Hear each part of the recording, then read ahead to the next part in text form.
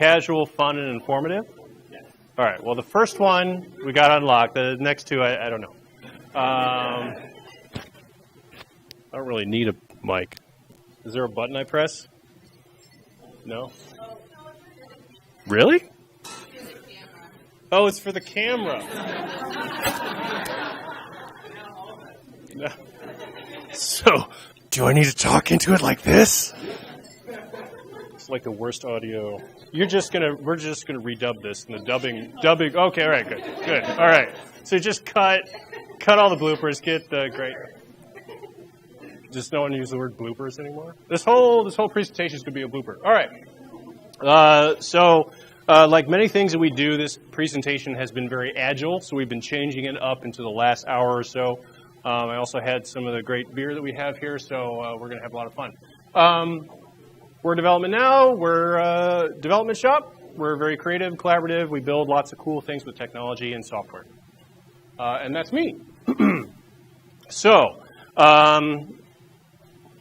optimizing innovation, step-by-step to an MVP. A little bit about me. I've been working in technology for 20 years. I worked at startups in Chicago. I worked for some bootstrapped ones. I worked for some venture-backed ones, some that were required. Then I moved to Portland through the snowstorm of the end of 2005 and started up Development Now. And we've worked with a lot of startups and brands building products. I also mentor on the side for Portland Incubator Experiment, which is a local Portland accelerator. So all that means is I've had a chance to see a lot of projects and products fail and some succeed, and I want to share a little bit of information with you guys so that you can save some time, save some money, learn from my mistakes. And this all starts with innovation. And when you have this creative idea, innovation is the execution of creative ideas to deliver value. You have an idea, it needs to deliver some sort of value to a target market, and you need a process to execute it. And so optimization is a process to maximize value. And the process for innovation is called an MVP. So minimum viable product. A lot of you have heard of it. It's very minimal. It has to be viable. It has to be a product. I know, it says it right there. I basically just read the side. So biggest mistake that we see, is people instead deliver MVP, which is a maximum bloated product. So you don't want to deliver that. You could, but you're going to lose a lot of money. That was also one of the jokes that we put in there. No one laughed, so we're going to the Seattle talk. We're going to scrub that. Just cut that in post, right?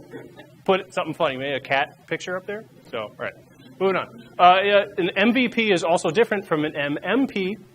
MMP is the minimum marketable product, the minimum needed to market it. Minimum viable product is what is viable, what is actually delivering the value to prove out your market hypothesis.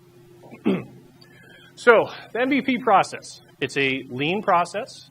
The idea is to deliver not a version 1.0, but a version 0.1. It has to deliver an actual value, and it has to be measurable. If there's no value being delivered, it's not really viable. If you can't measure it, you don't know if you're succeeding. And if you put way too much time and money into it, you're going to go the route of many failed startups. There was a company called CB Insights that did a survey of 100 failed startups in 2017. And the top reason that startups failed, 42%, was because there was no market fit. They built something that nobody wanted. And the number 2 reason, they ran out of cash. So both of those means either, hey, I built this, no one wants it, or I'm trying to figure out what somebody wants and I run out of money. So you can do that. People do it all the time. 90% of startups fail, 70 to 90% of new products fail, but if you want to boost your odds, you need an optimized process, because we're in camp optimization, to try to minimize your time and spend while you're building out a product. It's funny, I don't know what the next slide is, so we're going to find out together, like friends that we are. I mean, I think I know, because we worked on this a couple hours ago. So we're going to take a little segue. We've got 3 diagrams up here, 3 diagrams that I want you all to memorize. We're going to have a quiz later. The first diagram is a floor plan if you were building out a custom house. The middle diagram is a furniture planner if you're planning out your living room. And the third diagram is a wireframe.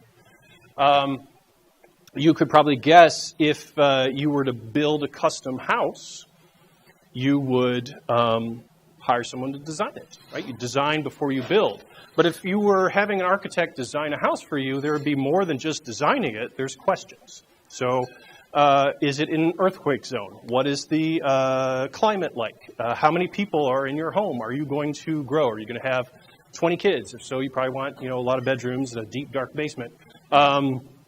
Lots of questions, and learning goes into that design process, so when you build it, you don't have to rebuild it. And the same thing with the living room, right? So living room, who's going to use it? Are you going to sit there a lot, or is it really just for looking at? Is it for tea, or is it for raves? Do you have children covered in chocolate that are going to wipe themselves all over the couches? Do you have cats that are going to rip the crap out of your thing? And you want to get the right user, right? So if it's my living room, you don't want to talk to me, you want to talk to my wife, right? So you ask me, I'm like, okay, a couch, a big TV, that's the perfect living room, right? And if you do that, you're going to have to redo the living room again. So same thing when you're designing products, right? You could design it, but you need to iterate and ask these questions and learn. So MVP is about learning. And so these questions and measuring and getting answers help you make decisions to ultimately build a product that works for your target market, that delivers that value, whether it's a couch or a house or a website or whatever it is you're building. So the MVP process, 4 steps. Maybe there's 3, but in this case, today there's 4. Step 1 is, no, there's always 4. Immutable process, it can never be changed. First step is value proposition, figuring out what is it what problem am I solving? What am I doing? Who am I offering this value to? Then the second step, you go into the cycle here, scope. So scope is about figuring out features. Execution is about putting those features in front of your market. And then measuring is about getting your data, getting your answers so that you can make decisions about what to do with this product. Let's dive into some details. Oh, when we timed this was 13 minutes. So I think we might be cresting like the 16-minute mark, but I promise you there's going to be at least one thing of value you're going to get out of this. It could be that 16-minute presentations are garbage. That could be your takeaway, but hopefully not. So step 1, value proposition. There's a market hypothesis. So I have an idea that this product provides this value to these users. So you got to nail down who are your users, what do they want, what is this going to provide, and it needs to be measurable. You need to know what your success metrics are. How do I know if this is providing the value or not? You can't just guess. I mean, I could guess, but you'd probably be wrong.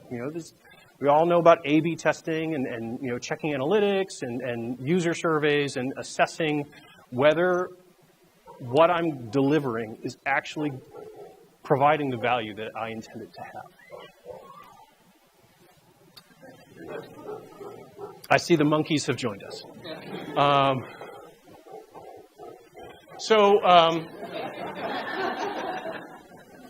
Yeah, it's funny. This was not planned. But this is actually pretty awesome. How about that? So our little sample that we're going to go through in the waning 11 minutes of this talk, Petstagram. Share pet pictures with friends. So pretend that you are a startup. You're an entrepreneur, or you're maybe VP of marketing at PetSmart, and you have this idea for a product. All right, Petstagram, right? So I don't think there's an actual Petstagram, so it would be embarrassing if there were. Probably not. If there is, or if there isn't, then I own it. You can't build it. So Petstagram. Share pet pictures with friends. That's my idea. That's my market hypothesis. And so your value proposition is this idea: social media is toxic, it's cluttered, everyone's talking about politics all the time. I just want to share my puppy pictures. Can I do that simply, easily? My friends, people I care about? Who's going to use this? It's going to be people with phones, people who are social, who have friends, and who have pets. Funnel there. 25 to 45. And you're going to test it. You're going to see if they use it by asking, would you use this app? Are you using this app? Are you going to pay for the filters to, add the puppy ears on top of your puppy? I'm not a big Snapchat user, but I hear that people do that all the time. Maybe it's cat ears. So that's your value proposition, your market hypothesis for Petstagram, as an example. Step 2, scope. So what features are we going to put into this MVP? There's a ton of ideas, but you got to narrow it down. So again, you got to think, it's not a 1.0, it's a 0.1. So minimum feature set that can provide the value. It needs to provide the actual value, the hypothesis. If we're talking about Petstagram, it's what allows people to share pictures with friends. If it's some other product idea, it's all tied to that initial value proposition. You can always add more later, but you really need to cut scope. And just cut more, always add more later. That's the top thing that people waste a lot of time and money, is just putting too much. You know, they follow the more is more, and that's not really the way to go. So let's take a little segue. Let's say we have a startup called Work There. It helps pedestrians get to work.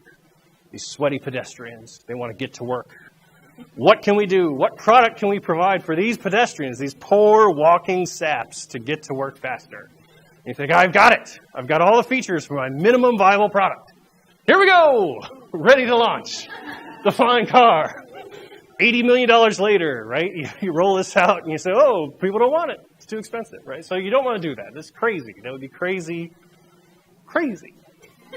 But people do it all the time. I mean, it'd be totally awesome, right? But bad idea. That's not your MVP. That's your MVP, your bloated product. You don't want to roll out the Homer. I don't know if anybody known this is probably 20 years old, so all right, we'll cut that in post. Too many features, but even this, even a fully ready to go car, as sweet as that is too much for your initial stab. You need to think 5%, 10%, but it has to provide the value that you are expecting to deliver. If it doesn't provide the value, it doesn't matter how much you've cut it. So for example, it's not this. Hey, that's 5%, Ben. But can I get to work on that? No, probably not. You know, maybe I push it to work, but that doesn't get me to work. It's not proving my market hypothesis. It's not providing the value that this is supposed to provide. But that is, I can ride that to work. It does not cost $80 million in 3 years of research. And I can see if people will use it, and I can get their feedback and iterate from there. It's a little example. So now let's shift gears. Oh, yes! Are you feeling it, people? That's it. You can all go home. Let's shift gears back to Petstagram. Our good friends Petstagram. They just want to share pictures with their dog.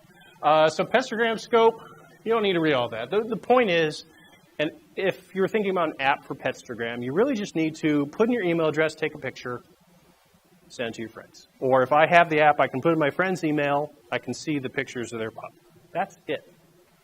All these other things about like filters and privacy settings and comments and threads of comments and all the stuff on the right, you can add that later. Don't get sucked down that version 1.0 road. Go with the version 0.1. See if anybody uses it. See what they say. You might find that your market will say, hey, this is great, but I'd really like to take video. I would really use this if I could take video. And you see, video is not over here at all. You could have built all this stuff, spent hundreds of thousands of dollars that you didn't need to spend, and then you roll it out, and they're like, yeah, but where's the video, dude? Where's my video, bro? But you could have done this. Just rename it to video, bro. You could have done this. No, don't do that. And gotten that same learning from your market a lot faster. The MVP process is about very fast learning. You're learning in an iteration. You're testing. You're learning. And so the less scope, the better. If you're not providing the value, then no one's going to use it. You can't learn. You're going to learn you're not providing any value. But if you can get people using it, if you're providing the essential value, then you can learn how your market is interacting with it. So step 3, execution. So what I mean by execution is now that I've figured out what my features are, how do I put it in front of the market to get them to use it? And in an MVP process, it doesn't have to be a fully coded application. You guys probably do a lot of these things all the time. It's about wireframes. It's about clickable prototypes. It's about questionnaires. It's about whiteboarding or blackboarding. Although I'd probably get killed if I scribbled on this, but that's okay. We're agile. So there's a lot of options that you can execute, and you start simple, and you make sure that you can measure it. So if you're asking questions, hey, do you ever share pictures of your dog? You want to hear if everyone says, no, I would never do that, then you've learned, okay, great, and you can abort the experiment right there. Anything from wireframes to surveys to actual fully working code, the idea is to do as little as possible to allow you to learn to decide if you're going to move forward on the product. And the idea of Petstagram, we'd probably start with surveys, asking people about their habits. Do you have friends? Do you want to share pictures? You may do some whiteboarding sessions. You put together a clickable prototype using something like UXPin or whatnot to see, is it usable? Is it easy to use? Can you actually use this to catch the dog before he takes off? And then you build an actual working application, very minimal scope. But there's a process there, and what you're measuring is affected by what you're executing. That's where we get to step 4. And so we always, we all hear about fail fast, right? Fail fast. So failure is just the result of a test.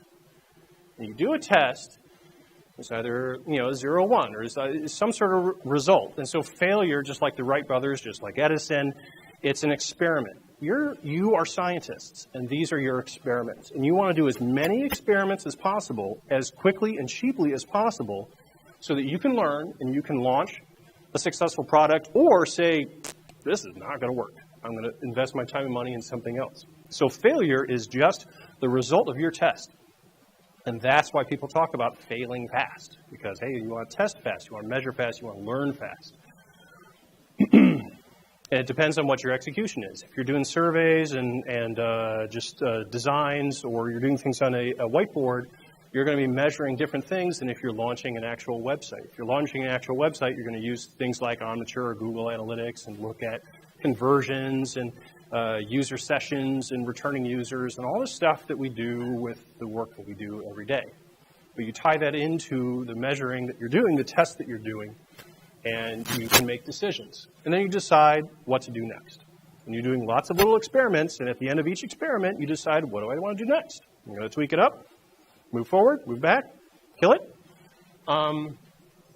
So Petstagram, you would do things like, how often do people share pet pictures? Or do you use apps currently to send pet pictures out? Or how much do you use this app? How many times am I taking pictures of my puppies? How many times am I sharing it with my friends? What is your traction with users? The same things that people who run websites or build apps, they look at analytics every day. You can use that to decide whether your experiment is working in the right direction. And then you decide what to do next. We've had clients where they've hired us to determine whether to build a product or not, and we've had some where we could route that. We've saved them a lot of time and money of not building features that ended up not being needed to be built. We've had some clients where they came to us and they had recoded a feature 5 times. It's wasted a bunch of time and money. And we've had clients where within 50 hours, we were able to assess that their idea was DOA. And we saved them a bunch of money that they were going to hire us to do. So I was a little bummed about that. But that's okay. That's okay, right? We're altruists here. We want the best for everybody. That's what these experiments are for. So, in summary, the MVP process is a lightweight, iterative, lean process that allows you to measure, to test, measure, and learn rapidly inside of a feedback loop so that you can run these experiments and learn about iterating and evolving your product and hopefully launching the right thing for the right people, providing great value. And that is it. Boom! We did it.